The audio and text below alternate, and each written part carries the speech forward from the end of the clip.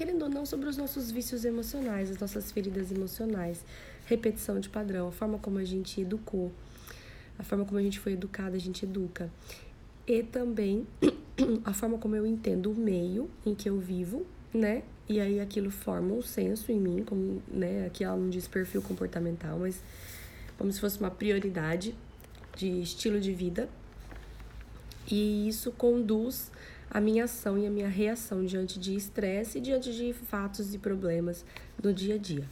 Então, a gente estudou, não sei se vocês viram, eu não subi as lives pro YouTube, prometo pra vocês que eu vou subir hoje, tá? Pra quem não assistiu, a de ontem e a de anteontem, mas a gente estudou as prioridades de estilo de vida e a prioridade primária quando a gente tá sobre estresse. Hoje nós vamos ver sobre a segunda prioridade, tá? Então é muito importante quem não assistiu as outras assistirem para conseguir pegar a continuidade dessa. Mas dá para entender essa também, quem não viu, tá? Não precisa sair daqui da live, dá para entender. Então Jane Nelson começa assim. Você pode até dizer, bem, eu certamente quero evitar humilhação e vergonha, mas não acho que tento controlar as outras pessoas ou as situações. Na verdade, eu me esforço para agradar os outros. Se esse é o caso, você acabou de identificar sua prioridade secundária. Seu método usual de operação ou estilo é satisfazer as pessoas. Essa é a sua prioridade secundária, porque é o que você costuma fazer quando se sente seguro. Apenas quando você se sentir inseguro ou pressionado é que poderá cair nas suas crenças do tipo tenho que é a primária que a gente viu ontem.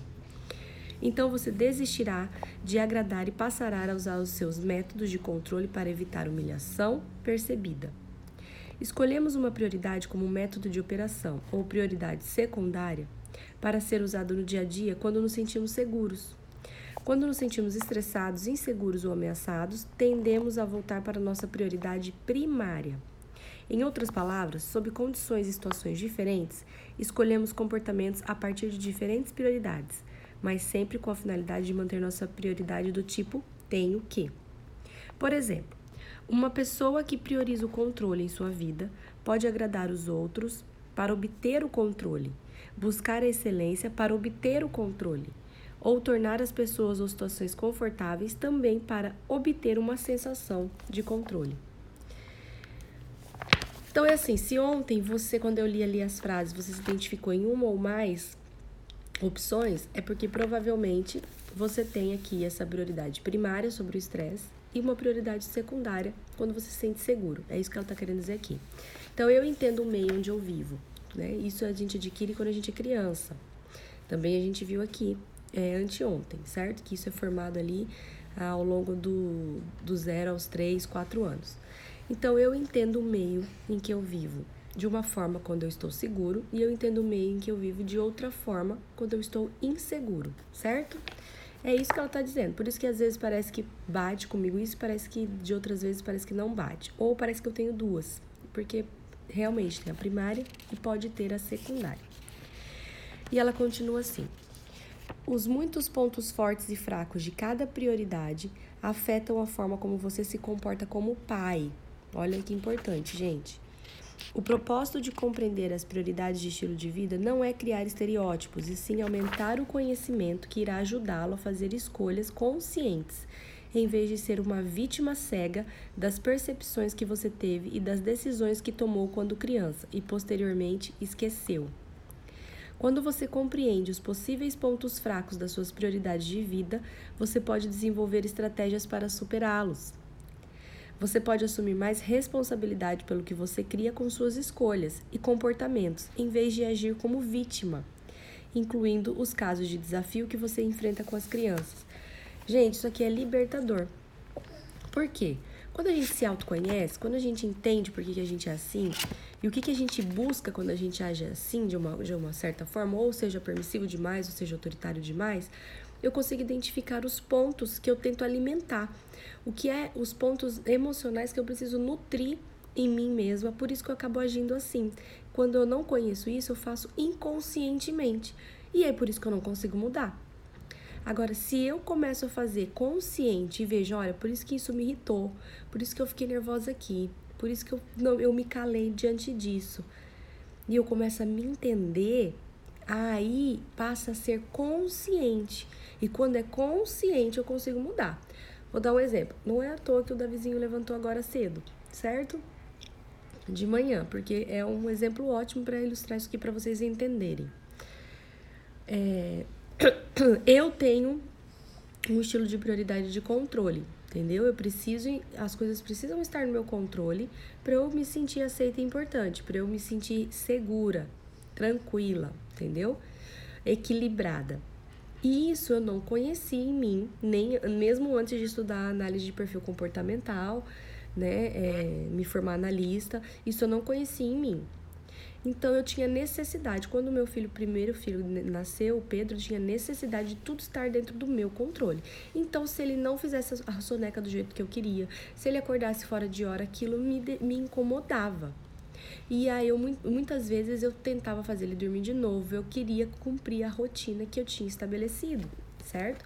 E criança é assim, normalmente eles têm uma rotina, eles cumprem essa rotina, mas eles podem esporadicamente sair dessa rotina. E existem algumas fases em que eles dão uns picos e saem dessa rotina praticamente todos os dias por 1, 2 semanas. Eu não entendia isso, e isso me desestruturava. E aí, pensa, gente, se eu estou desestruturada segundo a minha prioridade de estilo de vida, segundo quem eu sou, as chances de eu perder a paciência aumentam. As chances de eu não ter compreensão aumenta. A chance de eu não ser empática também aumenta. Já vou pegar, vem cá. Então, tudo isso... Ó, o sol tá no seu olhinho, põe aqui. Então, tudo isso aumenta as chances, entendeu? Agora, como eu entendo isso, e eu sei que eu não preciso ter tudo no meu controle para me sentir aceito e importante, as ideias, as chaves, a compreensão, a empatia aparece na minha mente, certo? Então, que nem agora, Davi levantou antes do horário, certo? Tá difícil falar, né, com a cabecinha aqui na frente. Mas ativou um sininho aqui na minha mente, a hora que ele abriu a porta, ativou, certo? Não vou negar. Ativou um sininho de fora do horário, não tá no meu controle, o que eu vou fazer? Por isso que até me deu uma desconcentrada aqui no início da live. Por quê? É aquela questão do que eu preciso nutrir em mim desde que eu descobri aquilo quando eu era criança e desde a forma como eu interpretei o mundo para me sentir aceita e importante. E ele levantar fora do horário sai do meu controle, afinal, não saiu do jeito que eu planejei. Mas como hoje eu já sei disso, a forma como eu lido com essa situação é muito diferente. Tudo bem, ele vai sentar ali no sofá, ele vai esperar a mamãe, vai sair um pouco da rotina hoje, mas tudo bem. Ele é uma criança de 2 anos, no auge do seu desenvolvimento racional, e ele precisa aprender a passar por as circunstâncias, e eu também, e a gente precisa flexibilizar e se entender. Vai ser todos os dias que isso vai acontecer, ele vai sair da rotina, então, porque eu não preciso ter nada no meu controle? Não, gente, não é isso, né? A criança precisa de rotina, sempre falo isso aqui. A questão é, eu flexibilizo em algumas situações. Isso me torna uma mãe mais paciente. Porque eu entendo o que é que motiva, o que é que chama, qual é o meu gatilho que me irrita, que me tira a paciência. E consigo controlar esse gatilho, porque eu me conheço. Então, por isso é tão importante a gente entender sobre as prioridades primárias e secundárias que Janine Nelson traz pra gente nesse livro, certo? Então, se você identificou a sua primária nessa semana e a sua secundária hoje, você só vai conseguir identificar a secundária se você assistiu a live de ontem e anteontem, porque daí eu trouxe aqui os exemplos. Isso é ótimo para você se autoconhecer e diante de uma situação, seja ela que te coloque como permissiva ou te coloque como autoritária, você tomar consciência disso para conseguir mudar. Ai, Gabi, mas eu não tenho paciência, provavelmente porque você tem a condição primária de controle ou superioridade. E aí é mais fácil eu conseguir mudar quando eu entendo isso e começo a comunicar para mim que as coisas não precisam estar do meu jeito. E se não saírem do meu jeito, isso não significa que eu perdi o controle, nem significa que eu me tornei inferior. Mas significa que As crianças estão em constante aprendizagem, cada um tem o seu biotipo físico. Eu não consigo e não devo controlar tudo isso do meu jeito, porque senão a criança vai crescer do segundo o que eu quero que ela seja e não aquilo que ela deve ser. E que às vezes se eu ceder é uma forma de eu ensinar para minha criança sobre atitude, ousadia, responsabilidade e não que eu sou inferior a essa criança. Vocês estão conseguindo me entender? No sentido de permissivo também, né? Se eu tenho receio de cobrar, de fazer minha criança agir de uma forma que imponha mais limites, mais respeito, que se eu fizer isso, eu não estou sendo ruim, não estou sendo chata, meu filho não vai deixar de me amar, mas que eu sou capaz de cobrar, de pôr limite, de exigir, né, com respeito, né, com firmeza e gentileza ao mesmo tempo, porque a criança precisa se sentir segura, responsável, cuidada por pai e por mãe, certo? Porque a gente já falou aqui em outras vezes, permissividade gera pontos negativos, autoritarismo também, então eu preciso achar o caminho do meio, que é o que a disciplina positiva nos ensina. Gente, e é basicamente isso. Amanhã eu vou falar pra vocês sobre os pontos mesmo, nós vamos estudar cada um deles, certo? Aqui hoje é só uma pincelada para vocês entenderem a real importância da gente se descobrir aqui. Descobrir as nossas feridas emocionais, os nossos vícios emocionais para se livrar dele, certo? E amanhã nós vamos falar sobre o conforto. Quem assistiu a live de ontem entendeu e sabe o que é o conforto dentro da linguagem das prioridades primárias e secundárias de Jane Nelson, e amanhã nós vamos estudar ele. O conforto ele tem a ver com permissividade. Então, se você é uma mãe que tende a ser permissivo ou conhece alguém que tende a ser permissivo, fala para assistir a live de amanhã, certo? Que a gente vai falar sobre isso, para vocês se entenderem mais. A Sabrina colocou sim, ficou bem claro, porque às vezes parece que cobro muito, mas é preciso equilíbrio, né? Isso, exatamente. Sabrina, o caminho do meio é o equilíbrio. A criança não pode ter um pai só permissivo, não pode não, gente, ela não deveria ter um pai só permissivo e nem um pai só autoritário. A criança precisa do caminho do meio, que é um pai gentil e firme ao mesmo tempo, certo? Isso é o que eu busco ensinar aqui pra vocês, isso é o que vocês aprendem no workshop Conexão Parental, né, que é a introdução pra isso, tá? Mas claro, gente, a gente precisa primeiro se conhecer, pra gente conseguir aplicar os conhecimentos que a gente tem, senão fica tudo muito confuso aqui dentro e eu não consigo utilizar na hora. Por isso que tem tantos pais que quando eu vejo já tô gritando. Tá gritando porque tá precisando alimentar um vício emocional, certo? Tá gritando porque não conhece o seu estilo de prioridade de vida e tá precisando alimentar, nutrir um ponto cego, entre aspas, no cérebro, para se sentir bem, se sentir confortável, se sentir aceito. Quando eu me conhecer, quando eu entender essa necessidade, o porquê que eu sou assim, eu começo a nutrir e alimentar de uma outra forma a mim mesma. E aí eu começo a ter consequências e resultados diferentes e muito mais positivos, tá certo? Oi, Oziel, bom dia!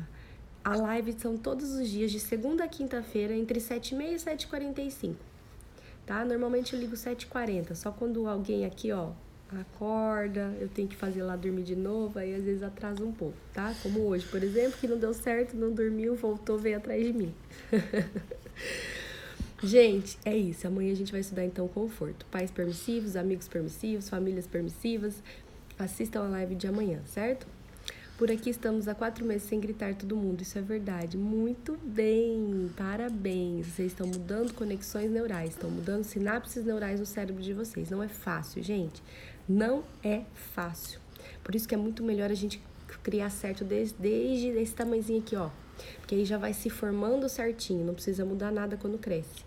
Agora, quando a gente não teve essa chance, não aprendeu e a gente cresceu cheio de vício emocional, cheio de fratura emocional, cheio de trauma emocional, cheio de falta de autoconhecimento, de empatia, de conexão antes da correção, eu sei que é difícil, mas também não é impossível. Basta a gente ter força, se dedicar e se alimentar, que a gente consegue, certo? Não? Por que não é certo? Não, então fala assim, gente, agora minha mamãe vai cuidar de mim, porque eu acordei antes da hora. Dá tchau lá pro pessoal. Tchau, gente. Desligar, dá um beijo. Fala tchau, até amanhã. Não quero peixe. Não quer peixe? Tá bom. Tchau, gente.